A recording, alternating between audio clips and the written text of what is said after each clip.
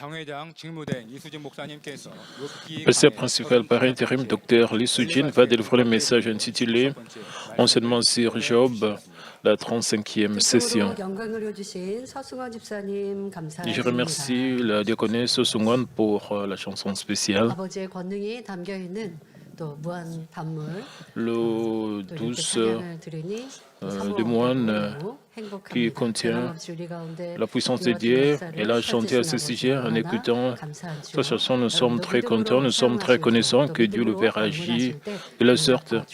J'espère que quand vous allez utiliser l'eau douce du moine par la foi, quand vous visitez ce site, vous allez recevoir beaucoup de réponses et de bénédictions. Je vais introduire l'offrande florale. Nous rendons grâce et gloire au Dieu trinitaire qui nous a aidés à rencontrer l'Église de la vie à travers la parole et la puissance et nous a bénis d'avoir l'assurance du salut et de ressentir le grand amour du Seigneur à travers la parole, le message de la croix. Nous sommes reconnaissants à notre berger qui nous a guidés pour prendre la plus belle place du ciel et nous emparer de la Nouvelle Jérusalem avec foi. Avec gratitude au pasteur principal par intérim, Madame Lee Bong-nim, nous offrons cette offrande de fleurs avec amour et sincérité. Merci.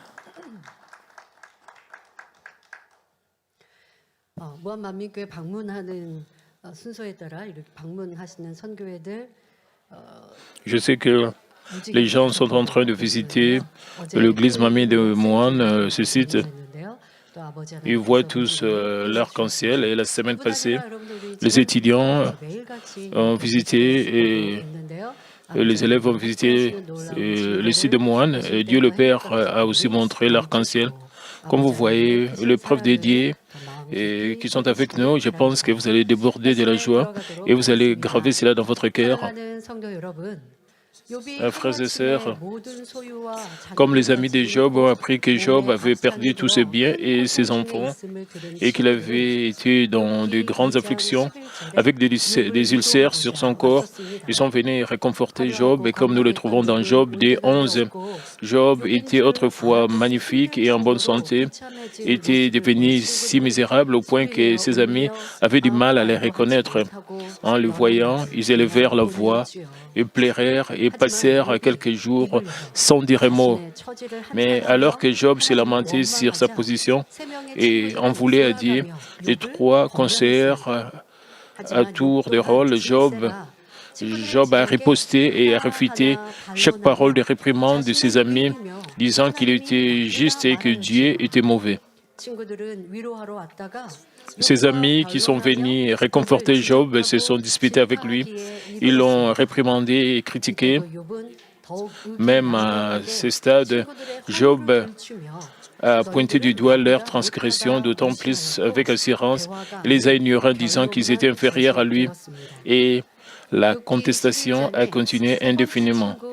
Alors que son troisième ami, Tshofar, terminait de parler au chapitre 11, Job a réfuté chaque parole qu'il a prononcée de chapitre 12 à 14, affirmant qu'il n'avait aucune faute, mais Dieu l'a affligé.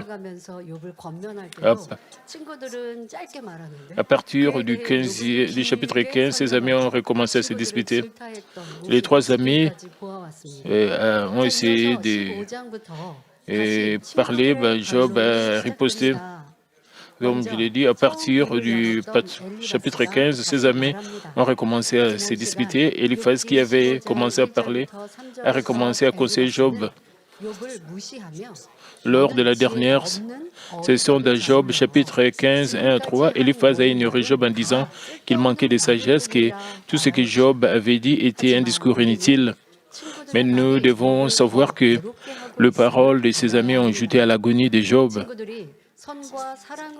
Alors que ses amis lui donnaient des paroles de réprimande et de condamnation, pas celles de la vérité, de la bonté, de l'amour, Job continuait à discuter avec eux et à dire du mal. Si quelqu'un n'avait pas de mal, il dirait de bonnes paroles, même quand quelqu'un essaie de le provoquer. Mais quand une personne qui ne s'est pas parfaitement transformée, elle peut dire beaucoup de paroles de contre-vérité alors qu'elle continue à se disputer. Ainsi, quand vous parlez avec quelqu'un, vous ne devez pas dire beaucoup de paroles et discuter avec l'autre personne, sinon vous allez plus provoquer les sentiments des autres, plus vous allez les pousser. C'est ce que ses amis faisaient, nous ne devons pas faire cela, c'est ce que les amis de Job faisaient. Ainsi, quand quelqu'un n'est pas prêt à accepter notre parole ou notre conseil, aussi vraie et bonne soit-elle, nous devons arrêter de parler. Vous ne devrez pas dire « j'ai essayé de l'échanger, de l'éclairer, de l'aider à se repentir à travers mes conseils, mais il ne s'est pas reconnu, mais a donné des excuses, mais alors nous avons élevé la voix et avons fini par nous disputer. » Nous disons des choses comme « j'ai essayé juste de lui expliquer, de lui faire réaliser des choses, mais il n'a pas accepté mes conseils. » Mais quand une autre personne n'accepte pas nos paroles, nous devons nous arrêter de parler. C'est ça la sagesse. Et cela ne signifie pas que vous devez ignorer les erreurs des autres. Nous devons faire les choses avec bonté et amour. Nous pouvons commencer à prodiguer des conseils, mais si l'autre n'accepte pas nos conseils, nous devons nous arrêter. Avant de prodiguer des conseils, premièrement, nous devons examiner si nous avons des ressentiments. Nous avons le désir de pointer du doigt les erreurs de l'autre. Si vous avez une telle attitude, l'autre personne ne peut pas recevoir la grâce et l'inspiration. Nous devons nous arrêter. Premièrement, nous devons examiner si notre cœur est arrogant. En outre, nous devons examiner les attributs de l'autre personne sont aussi en nous. Et quand nous voulons prodiguer des conseils, nous devons le faire avec amour et bonté. Et si vous voulez garder l'esprit, nous ne devons pas provoquer, garder à l'esprit que nous devons empêcher nos paroles, nos actions de provoquer le mal d'une autre personne. Cela peut arriver entre le parent et les enfants, entre le mari et la femme, même si l'autre personne... Et quand un parent voit ses enfants qui ne vivent pas sur la vérité, parce que le parent pense que les enfants sont en train de commettre le péché, ils vont vers la mauvaise voie et ils commencent à prodiguer des conseils. Mais si les enfants n'acceptent pas cela, le parent doit examiner s'il donne le conseil avec amour et bonté, et s'il dégage l'amour, l'arôme de Christ. Et ils doivent être anxieux de prodiguer des conseils ici et ne s'examinent pas eux-mêmes. Nous devons nous empêcher, nous devons empêcher nos paroles, nos actions de provoquer le mal d'une autre personne entre frères et sœurs en Christ. Quand nous traitons même avec les gens du monde, le mondain, les païens, nous devons être très prudents. Aujourd'hui encore, l'Éphase a continué à argumenter contre Job. Nous trouvons dans Job 15:4, toi tu détruis même la crainte de Dieu, tu anéantis tout mouvement de piété devant Dieu. Et Éphase réprimandait Job en disant, Job, quand tu étais riche, tu as offert des holocaustes à Dieu et tu le craignais. Maintenant, tu en veux à Dieu et tu le décris comme mauvais, sans parler de le craindre, et tu ne pries même pas.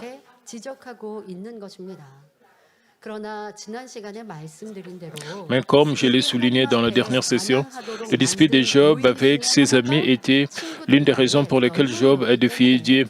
Ainsi, nous devons savoir que les amis étaient en grande partie responsables.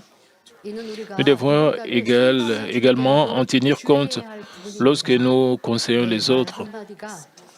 Une seule parole de nous peut donner aux autres la foi ou la vie. Cela peut aussi les faire trébucher ou les rendre plus méchants. En particulier, le pasteur et les ouvriers de l'Église ne devraient pas impliquer le pensée de l'homme en prodiguant des conseils aux membres de l'Église. Ils doivent leur parler en entendant toujours la voix du Saint-Esprit. Job 15, 5 à 6 dit, « Ton iniquité dirige ta bouche Et tu prends le langage des hommes risés, c'est pas moi, c'est ta bouche qui te condamne, ce sont tes lèvres qui déposent contre toi. Ici, la culpabilité de Job enseignant sa bouche signifie que les paroles sorties des lèvres de Job ont confirmé qu'il était lui-même un pécheur. À savoir, Eliphaz disait, Job, tu te dis juste, mais les paroles de tes lèvres elles-mêmes prouvent que tu es mauvais et coupable.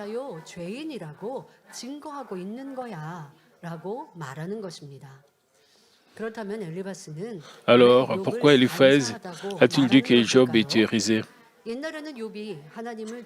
Job avait l'habitude de craindre et d'exalter Dieu chèrement, mais à ce stade, il a agi dans le sens opposé. Job a fait remarquer que Dieu est traité de la même manière l'innocent et le méchant. Il a également décrit Dieu comme étant mauvais en disant qu'il bénissait le méchant et conduisait les justes sur le chemin de la destruction. Job avait l'habitude d'enseigner de Dieu de nombreuses personnes avec ses paroles vertueuses, mais ensuite il est devenu une grande gueule et a prononcé des paroles sans valeur. Voyant cela, Eliphaz a souligné que Job avait le langage de risé, mais le cœur intérieur de Job n'a jamais été risé. Comme nous le trouvons dans Job chapitre 1, Job était un homme droit et innocent. Bien sûr, les paroles prononcées par Job jusqu'à présent ne sont pas justes à la lumière de la vérité. Par la foi, nous ne devons pas regarder l'état des choses dans la réalité, mais anticiper les œuvres de Dieu qui créent les choses à partir de rien. De plus, si Job avait vraiment craint Dieu, il aurait obéi selon des paroles comme « Réjouissez-vous toujours, rendez grâce en toutes circonstances ».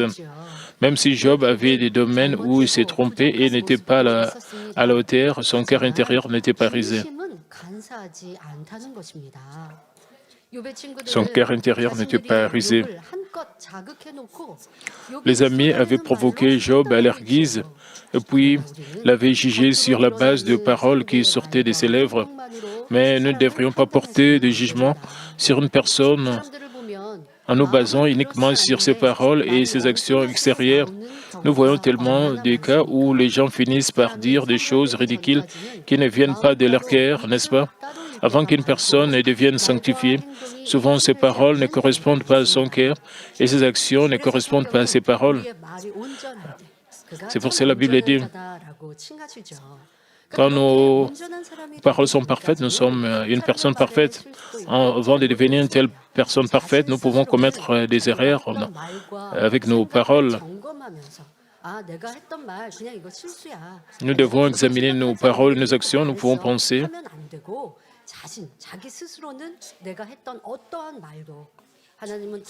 Nous devons examiner chaque parole que nous prononçons. Nos paroles sont écoutées par nos anges. Nous devons toujours nous conformer à la vérité et nous repentir. Nos paroles servent de miroir pour que cela puisse refléter à nous-mêmes. Dans certains cas, quand quelqu'un n'a pas la plénitude de ce qu'il dit, juste comme Job, il prononce des paroles négatives et de mauvaises paroles. Comme nous écoutons ces paroles, nous pouvons penser que cette personne n'a pas du tout de foi, c'est une mauvaise personne. Nous pouvons juger la personne, nous ne devons pas faire cela. Oui, et c'est que cette personne est en train de dire n'est pas bon et mauvais et cette personne manque de foi. Parfois, nous avons des hauts et des bas, nous n'avons pas la plénitude quand nous sommes provoqués. Nous pouvons dire des choses qui ne sont pas bonnes. Juste comme Job.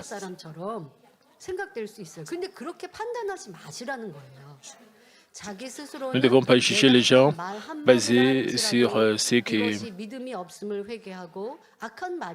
les gens disent. 여러분들이 상대에 대해서는 그런 평가자가 되지 마시라는 겁니다. 그럼 어떻게 해야 돼요? 그 사람의 말은 우리는 분별할 수는 있어야 돼요. 왜 빚을 말일 수 있고 믿음을 말일 수 있잖아요. 그런 말을 듣고 내가 동조하고 따라가면 안 돼요. 그러니까 저 사람이 믿음 없는 말을 discerner quand quelqu'un dit des choses. 충만한가 보다. 뭔가 힘든 일이 있나 보다 하고 안타깝게 여기고 기도해 주면 되지. 야, 저 사람 믿음 다 Et nous 까먹어버렸네. pouvons prier pour la 신앙 좋은 personne 줄 알았는데 안 avec un 그러네 하고 cœur de 그 regret. Nous ne 사람의 devons pas 수준까지 juger cette 다 personne ou 밑으로 cette personne n'a pas du 무시하는 tout de 이런 la 모습이 foi. 바로 욥의 친구들의 모습이고 그리하지 말라고 지금 당부하고 있는 것입니다. Les amis de Job étaient comme cela, mais nous ne 보통 devons pas être comme 사람들은 cela. 상대의 말과 행동을 보고 판단할 수 있지만 하나님께서는 중심을 À ce 보십니다. stade, les gens peuvent juger 분명 sur 우리는 la 상대의 base de ses 말과 paroles et de ses 행동을 actions, mais Dieu 통해서 regarde 분별을 son 할 수 cœur 있죠. à 그런데 travers 그게 분별 les 여러분들이 paroles et les 그런데 actions des autres. Nous 상대를 pouvons 분별하는 것보다 나를 돌아보세요. discerner, 저 사람은 믿음이 좋고 au lieu de discerner 우리가 les autres, nous 분별하다가 devons 내가 될 수 d'abord 있어요. nous examiner nous-mêmes si l'autre personne 분별하라고 하시는 것도 a la 아니잖아요. foi ou non. 누가 나에게 무엇을 말했을 때 그 말의 진실 여부를 Et quand 분별하는 quelqu'un 건 nous dit quelque 필요해요. chose, 그러나 여러분들이 상대의 모습 c'est 제3자, nécessaire 때로는 제3자, 누가 이랬대. 이런 말로 내가 그 사람의 믿음이 좋다 안 좋다 분별할 이유가 뭐가 있겠고 그게 내 영혼에 무슨 유익이 되겠습니까?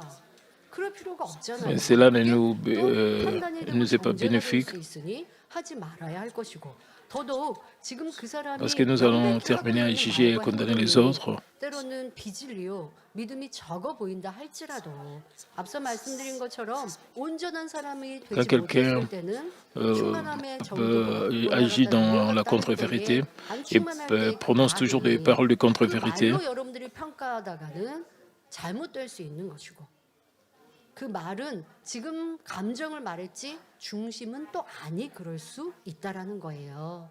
그러니 사람이 판단하면 안 된다. 성경은 누누이 말씀하셨고 하나님만이 nous ne devons 판단하시는 pas 것입니다. juger. C'est seulement Dieu, seul Dieu le juge. Alors que Job prononçait de paroles erronées et ne connaissant pas la vérité, il aurait pu ressembler à une personne rusée, mais son cœur intérieur n'était pas rusé. Et pourquoi Job continuait à rechercher Dieu. Une autre personne pouvait quitter Dieu, mais Job n'avait pas quitté Dieu.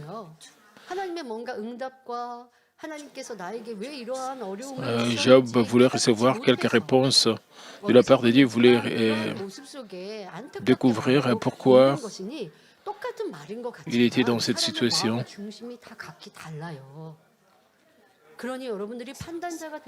Même quand les gens disent les mêmes paroles, leurs cœurs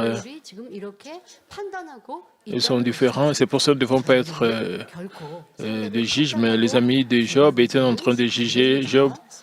Par conséquent, nous ne devrions jamais juger et critiquer les autres. Eliphaz a critiqué Job en disant « Ce n'est pas moi qui t'ai condamné, tes lèvres elles-mêmes te condamnent. » Mais en réalité, les amis de Job n'avaient aucune qualification pour critiquer Job également. La raison en était qu'ils avaient provoqué et enragé Job en donnant toutes sortes de réprimandes, l'amenant à laisser sortir le mal.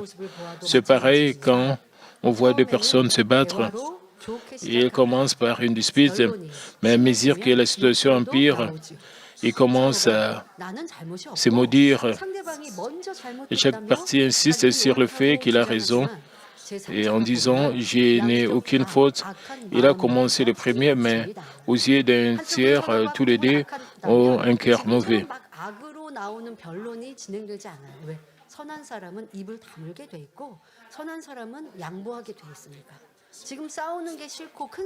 Ici, il y a une bonne personne qui va s'arrêter de parler.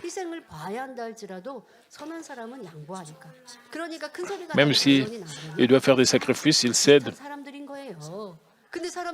Et quand il y a une dispute, les deux côtés sont similaires. Mais les gens ne disent pas cela. Mais les gens disent que je suis meilleur que l'autre personne.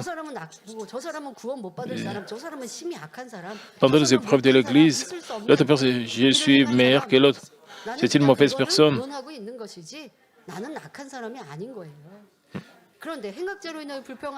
Et les gens avaient des divisions à ce sujet. Et c'est le mal de se plaindre contre une mauvaise personne si vous élevez la voix. Si l'autre personne élève la voix, si vous élevez la voix, c'est aussi le mal. Dieu a dit cela en se disputant. Ils feront trébucher, se mettre en colère et commettre des péchés. Quel grand mal. Et c'est là, comme nous pouvons le voir, la contestation n'est pas juste, n'est pas convenable aux yeux de Dieu. Elle est sans valeur et inutile. Et certaines personnes disent que par la nature, même s'ils sont provoqués, ils retiennent cela. Ils ne parlent pas, mais dans leur cœur, ils jugent et condamnent l'autre. Ils font cela par nature. Et ils se considèrent meilleurs que les autres. Mais en réalité, ils sont provoqués à l'intérieur. Ils doivent contrôler aussi leurs sentiments. Même s'ils ne disputent pas, à l'intérieur de leur cœur, ils ont des frustrations. Ils sont en train de lutter dans leur cœur. Ils doivent découvrir cela et changer. Ensuite, Eliphaz est allé au-delà de la réprimande de Job. Il a commencé à les critiquer. Job 15, 7 à 8 dit: es-tu né le premier des hommes? As-tu été enfanté avant les collines? As-tu reçu les confidences de Dieu? As-tu dérobé la sagesse à ton profit? Ici, Eliphaz a demandé à Job s'il était le premier homme à naître. Ce n'est pas qu'Eliphaz ne savait pas que Job n'était pas celui-là, mais c'est son expression sarcastique.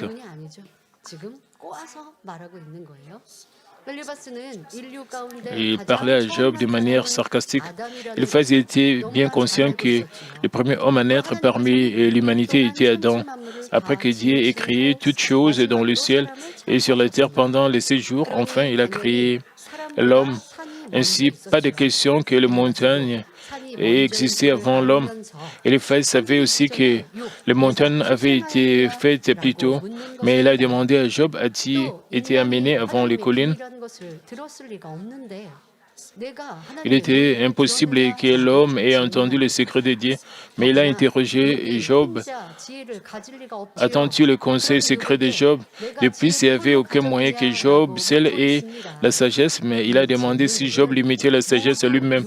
Et toutes ces questions étaient les reflets du cœur troublé d'Eliphaz contre Job. Alors, comment se fait-il que les amis de Job aient eu le cœur si troublé? Parce que Job les a ignorés avec ses paroles, les a déconsidérés avec ses paroles. Par exemple, dans Job 13, 1 à 4, Job a dit à ses amis: voici mon œil a vu tout cela, mon oreille l'a entendu et y a pris garde. C'est que vous savez, je le sais aussi, mais je ne vous suis point inférieur, mais je vais parler au Tout-Puissant. Je vais plaider ma cause devant Dieu, car vous n'imaginez que des faussetés, vous êtes tous des médecins de néant. Comme nous le voyons dans ce verset, Job a proclamé avec arrogance à ses amis qu'il discutait seulement avec Dieu parce qu'il n'était pas à la hauteur de Job. Mais en ce qui concerne ses amis, ils ont entendu l'argument de Job contre Dieu et ont trouvé ses paroles si logiques et absurdes. Le cœur de ses amis qui avait déjà été dérangé s'est aggravé parce que Eliphaz avait l'impression que Job était ce type têtu qui prenait des airs et il les critiquait amèrement. Mais il aurait pu se mettre à la place de Job, alors que ses amis qui sont venus le consoler, les réprimander continuellement avec des paroles provocantes comme Job, le désastre est venu pour tes méfaits, réponds-toi, crie à Dieu. L'agonie de Job ne pouvait que s'intensifier. Eliphaz a poursuivi en disant dans Job 15, 9, « Que sais-tu que nous ne sachions pas? Quelle connaissance as-tu que nous n'ayons pas ?» En ripostant, Eliphaz disait à Job du genre: « Job, nous savons ce que tu sais, nous comprenons ce que tu comprends. » 욥이 말하면 친구들이 너만 잘났냐? 우리도 Quand j'avais dit, 친구들이 그렇게 말하면 욥이 나는 ses enfants et ses amis ont répliqué, 얘기하고 그 말에 의해서 친구들은 아니야 너가 아는 거 네가 말했던 거 우리도 다 알고 있어. 어디까지 올라가고 있겠습니까? ils étaient en train de se quereller, ils étaient en train de se disputer. Cela peut arriver entre les membres de la même famille, entre mari et femme, entre les frères en Christ. Nous devons savoir combien cela est stupide, combien cela est insensé. C'est un acte arrogant devant Dieu de se disputer comme cela. Les autres disent, moi, je connais plus que toi, j'ai une foi plus forte que toi, j'ai beaucoup d'années comme chrétien par rapport à toi, et je connais plus de choses du pasteur principal que toi. Et si quelqu'un connaît vraiment au sujet du pasteur principal, et cette personne doit s'abaisser, s'humilier et faire des sacrifices. Pourquoi les gens essaient d'enseigner les autres, de juger les autres avec leur connaissance? Et en réalité, ils ne connaissent pas la vérité. Ils sont ignorants au sujet de la vérité.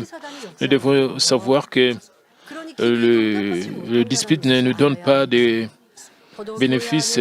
Si nous faisons cela, le diable, Satan va agir. Ceux qui se disputent comme cela, ils ne vont pas recevoir de réponse. Quand il y a des disputes, quand la paix est brisée dans l'Église, il n'y aura pas de réponse. Et quand il y a des disputes entre le mari, la femme et les enfants, il y aura des problèmes dans cette famille, dans cette maison. Nous devons éviter les disputes. Certaines personnes dans leur famille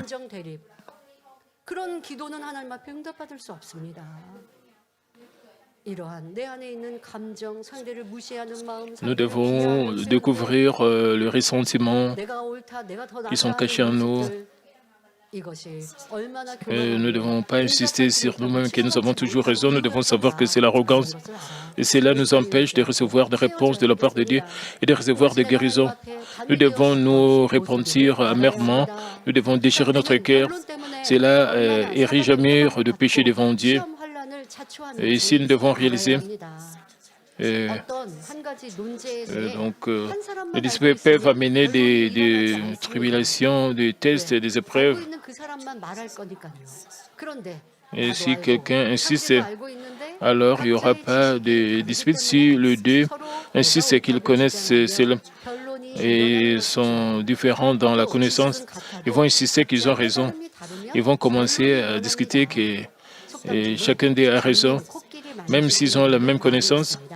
S'ils sont des...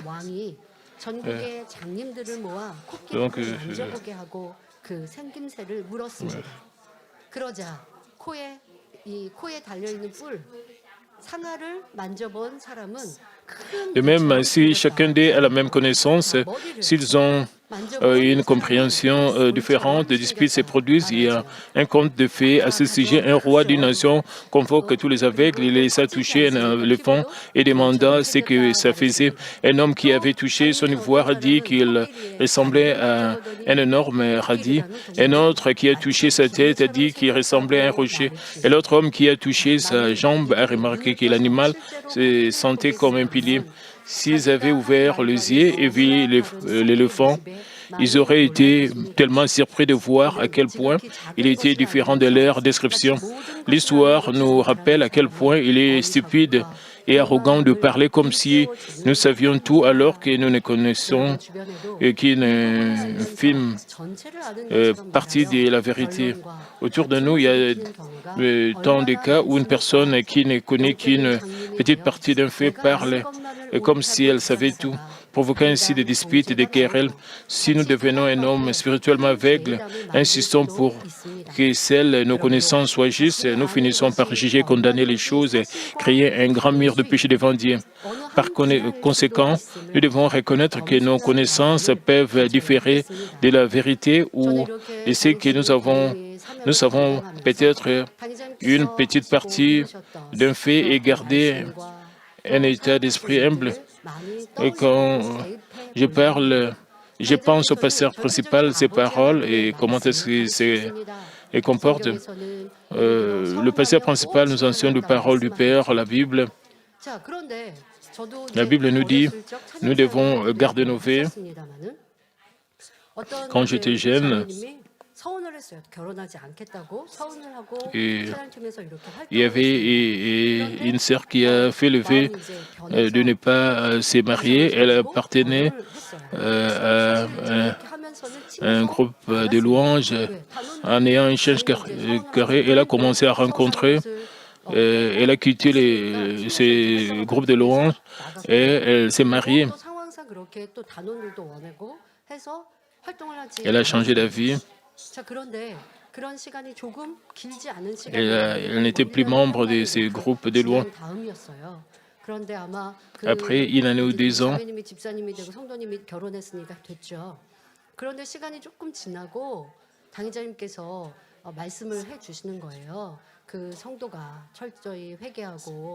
Après, c'est le pasteur principal m'a dit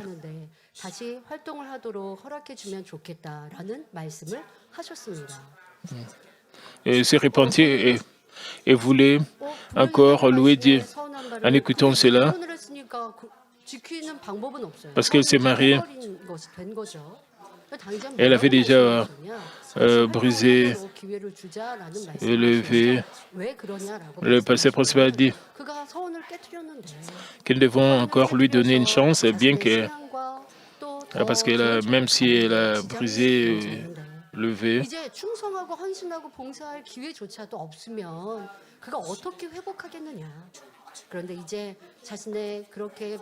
si elle n'a pas l'opportunité de travailler fidèlement devant Dieu, comment est-ce qu'elle peut avoir une chance de se repentir de son changement de cœur, un changement de vie? Le pasteur principal voulait lui donner une chance pour qu'elle puisse être transformée, pour qu'elle puisse récupérer sa foi. Alors j'ai dit, OK, Amen. Je lui ai donné la chance de trouver, mais les gens tout autour d'elle, il y avait des gens, parce que le pasteur principal m'a dit, j'ai dit, Amen, j'ai suivi le conseil du pasteur principal.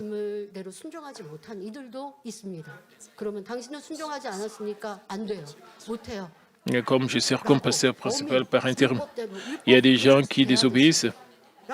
Si je suis juste la loi et je les vire, je les chasse, qui va recevoir le salut? Qui aura la chance de travailler fidèlement? Je me souviens comment le pasteur principal a agi. Le pasteur principal voulait sauver cette sœur.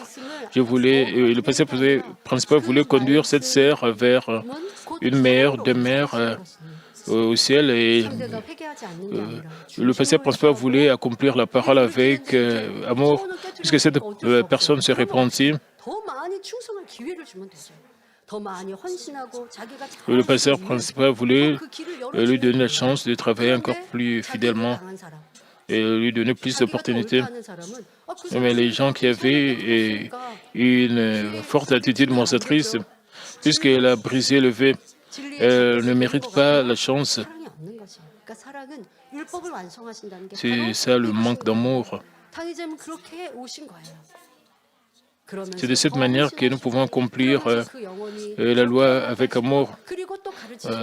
Si le pasteur principal l'a aidé à devenir plus fidèle par rapport au royaume des cieux, en même temps, le pasteur principal ne pas briser le vœu que nous avons fait. Le pasteur principal a montré l'amour et la justice. Le pasteur principal a essayé de nous guider de cette manière.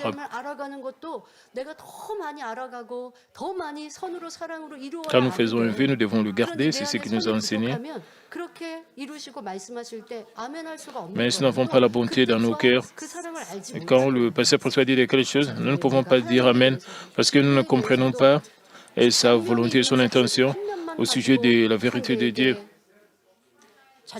Il y a le duquet dont on dit il y a la justice, il y a aussi l'amour. Si nous évaluons les gens avec nos propres pensées, ça c'est pas bien. Et si nous traitons les choses avec amour, nous pouvons donner plus d'opportunités à beaucoup plus de gens. Et avec la bonté et l'amour, nous n'allons pas discuter. Nous devons atteindre un tel amour à travers ces épreuves. Job et ses amis ont insisté sur leurs opinions dans les limites de leur connaissance, se méprisant et se jugeant les uns les autres. Entre frères dans la foi, quelqu'un peut commencer à se disputer avec un autre sur une question insignifiante.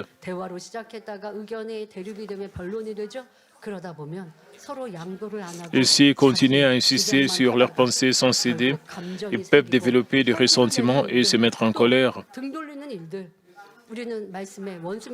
Ils deviennent ennemis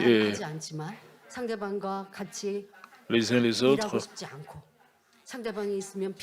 Ils détestent travailler l'un avec l'autre et ils évitent cela. C'est comme cela qu'ils deviennent des ennemis.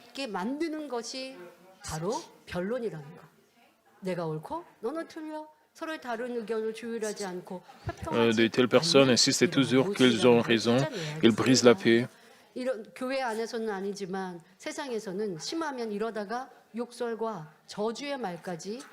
Si c'est l'empire, le monde, ils peuvent même se maudire et ils peuvent gérer. Même dans l'Église, nous ne gérons pas. Et nous n'utilisons pas de paroles, de malédictions dans l'Église. Les gens peuvent dire des choses et il ne recevra pas le salut, il ira en enfer. Ce sont des paroles de malédiction. Nous devons examiner, nous savons prononcer de telles paroles. Mais Dieu a dit dans Matthieu 23:11, le plus grand parmi vous sera votre serviteur. Et dans Romains 12:14, bénissez ceux qui vous persécutent, bénissez et ne maudissez pas. Dans nos relations avec les autres, si nous obéissons à la parole de Dieu, nous pouvons voir l'œuvre de Dieu. Mais si nous la violons, nous ne pouvons pas voir l'œuvre de Dieu. Alors que nous comprenons mal, nous provoquons et nous faisons du mal les uns contre les autres, comment pourrions-nous faire agir Dieu, voir l'œuvre de Dieu? Pas seulement dans l'Église, cela peut arriver dans notre famille. Une fois que vous devenez un homme de vérité, vous devez céder. Et si vous traitez avec les autres avec bonté, la lumière de vérité va sortir de vous. Vous allez toucher le cœur des autres. Quand vos bonnes actions vont s'accumuler, vous allez faire même la paix avec vos ennemis, même dans le monde, même dans votre lieu de travail. Si vous faites cela, l'œuvre de Dieu va avoir lieu ou l'œuvre du Saint-Esprit aura lieu. Disons que quelqu'un nous persécute sans connaître la vérité. Si nous le maudissons même en connaissant la vérité, nous devons savoir que nous sommes plus mauvais. Nous sommes plus mauvais que les gens du monde qui ne connaissent pas la vérité. Nous devons savoir cela. Lorsque nous traitons avec une personne mauvaise en bien, le bien l'emporte à coup sûr, c'est la loi de Dieu. Pour cette raison, Dieu a dit dans Romains 12, 17 et 18, « Ne rendez à personne le mal pour le mal, et recherchez ce qui est bien devant tous les hommes, et s'il est possible, autant que cela dépend de vous, soyez en paix avec tous les hommes. » Et dans Romains 12, 21, « Ne te laisse pas vaincre par le mal, mais surmonte le mal par le bien. » Même si nous essayons de faire la paix de notre côté, quand une autre personne ne l'accepte pas, nous ne pouvons pas l'aider. Pourtant, si possible, nous devons rechercher la paix avec tous les hommes. Nous voyons tant de cas où une personne insiste obstinément sur sa fierté pour vaincre les autres. Nous ne devons pas devenir de telles personnes. Nous devons surmonter le mal par le bien. Pas seulement dans notre Église.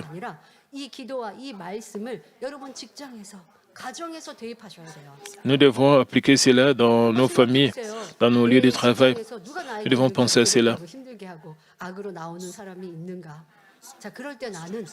Quand quelqu'un nous dérange, quand quelqu'un nous met dans l'agonie dans notre lieu de travail, nous devons savoir si nous avons traité avec cette personne avec de bonnes paroles. Et peut-être nous l'avons ignoré, nous l'avons déconsidéré, où nous avons exprimé nos ressentiments envers cette personne, nous devons examiner si nous avons exprimé notre mal par des paroles envers cette personne.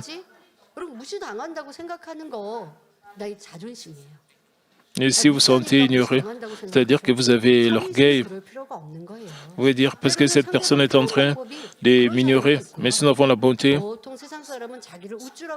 et cette personne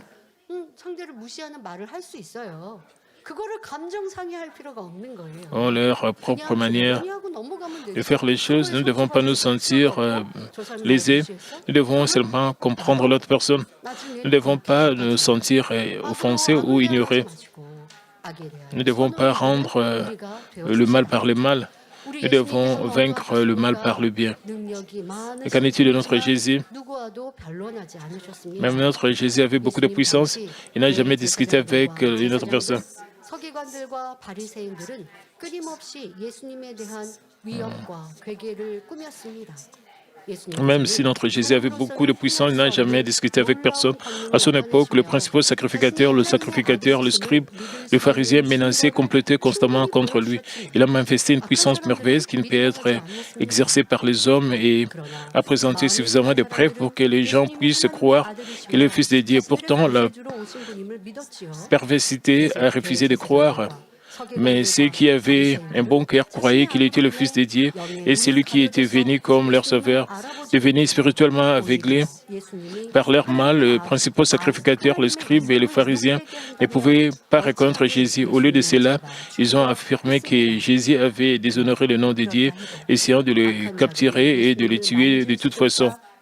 Ce n'est pas que ces personnes mauvaises pouvaient même oser les toucher, mais alors que Jésus accomplissait son ministère sur cette terre, il se cachait parfois et les évitait jusqu'à ce que la providence de Dieu soit pleinement accomplie. Même si elle disait des contre-vérités, ils agissaient dans le mal. Mais Jésus n'a pas pointé du doigt leur mal.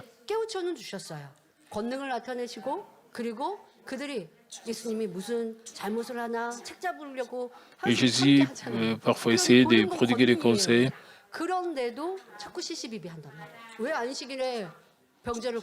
Même si ces gens ont été témoins de la puissance, ils ont essayé de trouver des fautes. En lui, on disait que Jésus essayait de violer les sabbats, mais Jésus enseignait avec la parole. Jésus a enseigné la vérité. Même s'ils agissaient en mal contre Jésus, et Jésus agissait avec beaucoup de sagesse. Ainsi, nous trouvons dans Jean 8, 59, là d'ici, les Juifs prirent de pierre pour le jeter contre lui, mais Jésus se cacha et sortit du temple. Ce n'est pas que Jésus manquait de puissance et qu'il a épargné sa vie en tant que fils de Dieu. Il a ressuscité même des morts en donnant un seul commandement. Il ouvrit les yeux des aveugles, calmant le vent et les vagues et marchant même sur l'eau. Pourtant, pour accomplir la providence du Père, il se cachait parfois sagement ou attendait silencieusement le temps. De plus, il n'a pas discuté avec ceux qui ne comprenaient pas la vérité, mais développé de malentendus et il les évitait juste en silence. Il n'a jamais été un lâche, mais il n'agissait que dans la vérité, comme dit dans Matthieu 5, 39. Mais moi, je vous dis de ne pas résister aux méchants.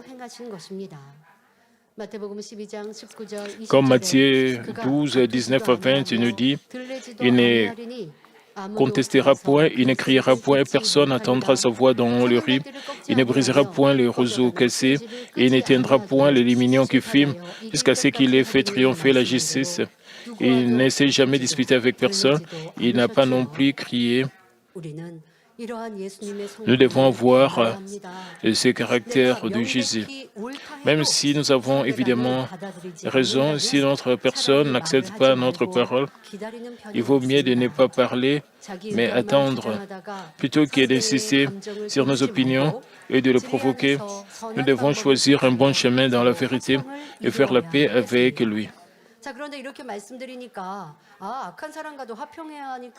Vous devez savoir, c'est différent de se lier d'amitié avec des personnes méchantes.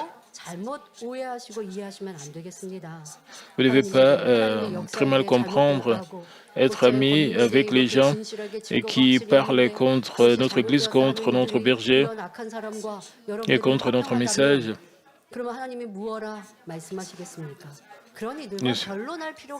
Si nous faisons la paix avec de tels gens, nous n'avons pas besoin de discuter avec de tels gens. Si nous devenons amis avec eux, nous allons écouter leurs paroles. Nous allons essayer de prendre leurs attributs pécheurs. Il y a pas, nous n'avons pas besoin de discuter avec ces gens. Et quand quelqu'un est mauvais, parfois il faut garder distance avec de tels gens. Nous avons besoin de la sagesse. Ensuite, Eliphaz a dit dans Job 15:10, il y a parmi nous des cheveux blancs et vieillards plus riches des jours que ton père. Ici, Eliphaz a mentionné l'apparence et l'état physique de ses amis. Nous constatons que parmi eux se trouvaient des hommes âgés aux cheveux gris et que l'un d'eux était plus âgé que le père de Job. Habituellement, nous pouvons penser que les amis sont un groupe de personnes du même âge, mais ce n'est pas toujours le cas. Mais s'il y a une grande différence d'âge, si les gens ont des antécédents scolaires similaires ou un respect mutuel, ils peuvent avoir une relation intime pendant longtemps et s'entendre comme des amis. De même, parmi les amis de Job, se trouvaient des hommes âgés. Ils étaient plus âgés que Job. Malgré cela, ils sont venus vers Job et ont appris de Job et ils ont servi Job. C'est pourquoi Eliphaz a dit, Job, comment as-tu pu te comporter de manière si arrogante et grossière devant des gens qui sont bien plus âgés que toi? Et il a dit dans Job 15:11, tu es un type pour rappeler des choses de consolation de Dieu et les paroles qui doucement se font entendre à toi. Eliphaz réprimande Job en disant, jusqu'à présent, avec un cœur de Dieu, nous avons cité la parole de Dieu. Avec la parole, nous avons essayé de vous réconforter. Nous avons essayé de te réconforter, mais pourquoi résistes-tu ainsi? Devenir arrogant, tu nous ignores, n'est-ce pas? Mais cette déclaration ne semble rien d'autre que ridicule. La raison est que les amis ont également ignoré et jugé Job comme étant le même péché. Les amis de Job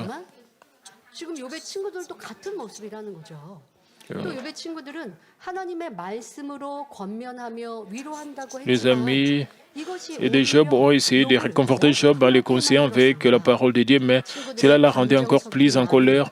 Leurs paroles mêlées de ressentiment ont incité Job à laisser échapper de plus en plus de mal et à commettre de péchés.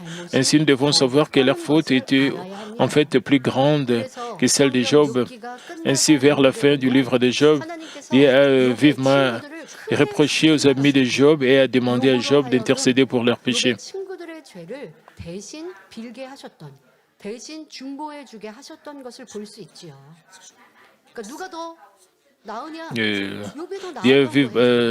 Dieu a demandé à Job d'intercéder pour leurs péchés qui étaient meilleurs, c'est-à-dire Job était meilleur que ses amis.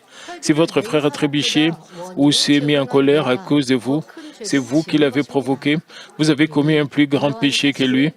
Nous devons garder cela à l'esprit. Il est également faux de citer la parole de Dieu en pointant du doigt le défaut des autres ou insistant sur le fait que nos paroles sont justes. Les amis de Job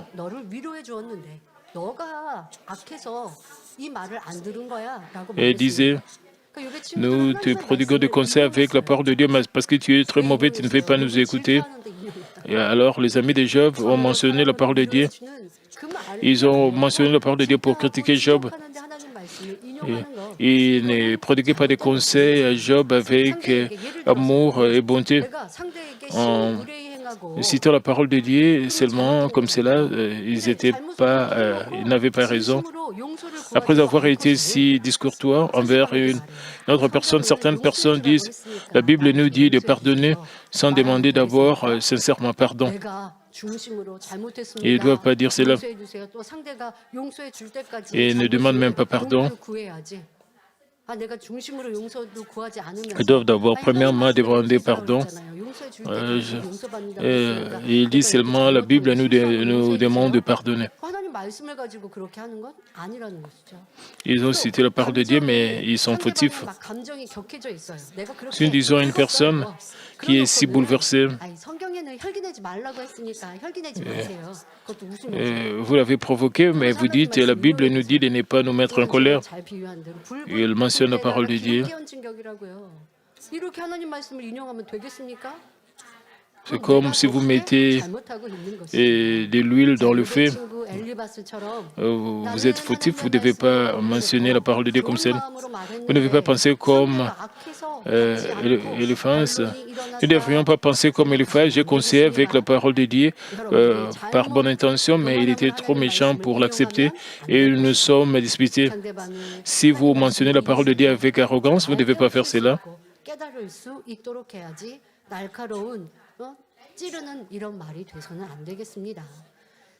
Vous ne devez pas offenser les autres. Nous ne pouvons pas comprendre l'esprit d'une autre personne ou son cœur intérieur à l'envers. Nous ne pouvons que faire une supposition basée sur ses paroles, ses actions, ses expressions faciales qui se révèlent à l'extérieur. De plus parce que nous ne parvenons souvent pas à comprendre même notre propre cœur. Nous avons besoin d'un outil pour y réfléchir.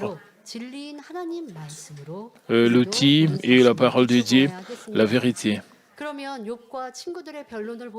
Maintenant que nous avons vu le dispute de Job avec ses amis, avec quelles paroles pensez-vous que nous réfléchissons sur notre cœur? Hébreux 12-14 nous dit « Recherchez la paix avec tous et la sanctification sans laquelle personne ne verra le Seigneur. » Nous trouvons aussi dans Jacques 1, 19 à 20 « Sachez-les, mes frères aimés, mes frères bien-aimés, ainsi que tout homme soit prompt à écouter, l'un à parler, l'un à se mettre en colère, car la colère de l'homme n'accomplit pas la justice de Dieu. » Nous devons nous rappeler ces versets et nous examiner nous-mêmes. Mais si nous n'avons pas la parole de Dieu, qui est comme connaissance, cela ne sert à rien. Même dans la vie de tous les jours, ceux qui ont gardé ces paroles à l'esprit et qui cultivaient leur cœur avec elle n'attendraient pas ce qui n'est pas la vérité. Ils réfléchissaient avant de dire quoi que ce soit. Lorsque vous vous disputez, vous vous mettez en colère, vous ne parvenez pas à obtenir la justice de Dieu, vous brisez la paix, vous pouvez montrer de la colère car vous considérez qu'il est juste de se mettre en colère, mais cela blesse le sentiment des autres. Nous devons garder à l'esprit que se mettre en colère nous empêche d'atteindre la justice de Dieu. Par conséquent, je vous demande de considérer la parole de Dieu qui est vivante et à l'œuvre comme la lampe et la lumière dans votre vie et d'expérimenter le changement et la vie jour après jour. Frères et sœurs, il y a un dicton qui dit « La marmite appelle la bouilloire noire ». Comme nous pouvons le dire d'après les dictons, les gens sont bons pour voir la paille des autres alors qu'ils ont du mal à trouver leur poutre, alors que ceux qui les entourent les connaissent bien et même ne les connaissent pas. Les amis de Job portaient encore des jugements basés sur ses attitudes extérieures. Job voulait aussi les défauts de ses amis plutôt que de se découvrir. C'est pourquoi leur dispute ont duré.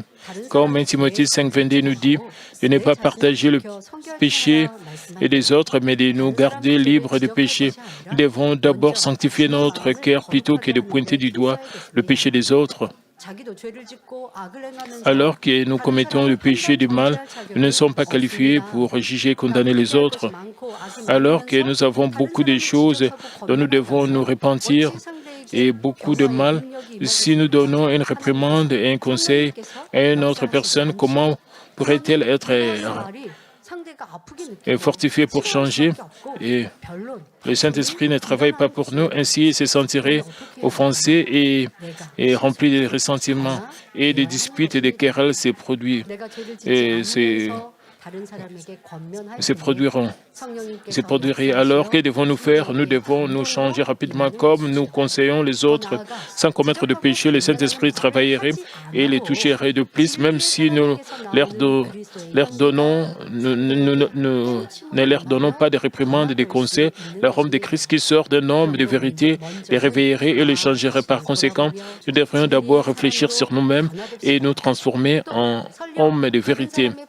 Espérons que même si vous découvrez les défauts des autres, vous pouvez leur faire confiance avec amour, les supporter et prier pour eux en tant que de bons croyants. Ce faisant, je prie au nom de notre Seigneur que, où que vous soyez, la paix vienne et que la joie déborde. Prions tous concernant ce message. Et Père éternel, merci pour toutes choses. Merci encore pour ce message combien important concernant les disputes. Père, permet que nous ne soyons pas des gens qui se querellent, mais que nous puissions avoir la sagesse et de comprendre le cœur des autres. Et que nous ne puissions pas prodiguer des conseils en ayant nos ressentiments, en étant arrogants, mais que nous puissions toujours prodiguer des conseils au moment opportun, que nous soyons guidés par le Saint-Esprit et que chaque fois que nous prodiguons des conseils, que nous puissions le faire avec amour et bonté. Et permet que nous puissions comprendre à travers cet enseignement que nous risquons d'offenser les autres, de provoquer la colère des autres, comme c'était le cas des amis de Job, en parlant, même en mentionnant la parole de Dieu, et sans sagesse, nous provoquons la colère des autres. Permet que nous soyons des chrétiens sages et que nous puissions gagner les autres pour Christ, que nous puissions vraiment nous comporter, que nous puissions être réellement le ciel, la lumière du monde. Au nom du Seigneur Jésus-Christ, Amen. C'est le moment de recevoir la prière du pasteur principal pour les malades. Si vous êtes malade, posez votre main sur votre partie malade. Si vous n'êtes pas malade, posez votre main sur votre partenaire. Recevez cette prière pour le désir de votre cœur et recevez cette prière avec foi. Alléluia, Dieu Tout-Puissant, Dieu d'amour, s'il te plaît, pose ta main sur tout le croyant qui reçoit cette prière maintenant. Montre tes œuvres transcendant le temps et l'espace sur tout ce qui reçoit cette prière, sur GCN, sur Internet, via satellite, les églises branches et les sanctuaires locaux, et sur tous les enfants de Dieu partout à travers le monde. Donne-leur la foi de croire du fond de leur cœur, chasse tout ce qui est pensée négative et doute, chasse tout ce qui est test et épreuve. Du pied jusqu'à la tête, de parties internes, les jointures, le tissu, le cellules, dans toutes les parties malades, et consume-les avec le feu du Saint-Esprit et avec la lumière originelle. Au nom de Jésus-Christ, j'ordonne à l'ennemi diable et Satan, toutes sortes de maladies, germes, virus, infirmités, quittez-les, que la lumière brille. Et s'il te plaît, consume toutes leurs maladies en phase terminale et maladies incurables avec le feu du Saint-Esprit. Et chasse tout ce qui est maladie endémique, y compris la malaria, toutes les maladies contagieuses telles que le rhume, la grippe et la fièvre. Quittez-les, protège-les de toutes sortes de germes et de virus. Guéris tout ce qui est cancer d'estomac, de poumons, de sein, d'intestin, sida, leucémie, apoxie cérébrale, hypertension, hypotension, diabète, problèmes de thyroïde, de cœur, de poumons, maladies des femmes, toutes sortes d'inflammations puissent se quitter.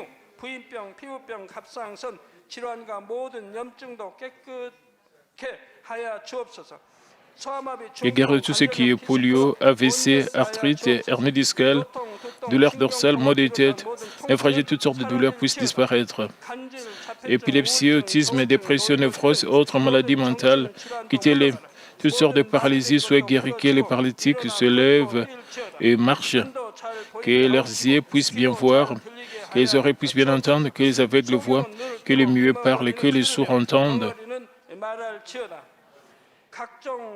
Et guérir tout ce qui est fait secondaire de toutes sortes d'accidents, et guérir leurs os fracturés, restaure tout ce qui est brûlé, permet que la cessation des chaleurs puisse disparaître.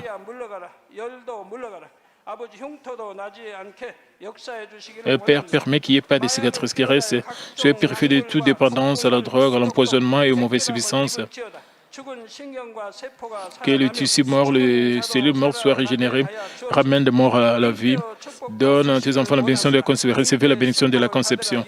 Au nom de Jésus-Christ, j'ordonne à l'ennemi diable et Satan les principaux de la puissance de l'air, les mauvaises forces dans le lieu céleste et leurs serviteurs quittez-les, esprit impur, esprit faux, esprit trompeur, l'esprit des séparations et toute force des ténèbres, quittez-les, tous ces chaînes de messages soient brisées, ténèbres, quittez-les, que la lumière brille, Père Dieu, donne à ses enfants la force de se créer dans la prière et la puissance de rejeter le péché, de devenir sanctifiés. Comme les âmes prospèrent et permet que tout marche très bien avec eux et que leur famille soit évangélisée.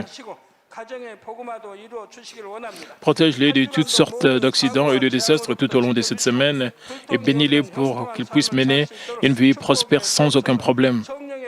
Avec le feu ardent du Saint-Esprit, l'armée céleste et les anges et avec tes yeux enflammés, protège tous tes enfants, leurs familles, leurs lieux de travail et leurs affaires.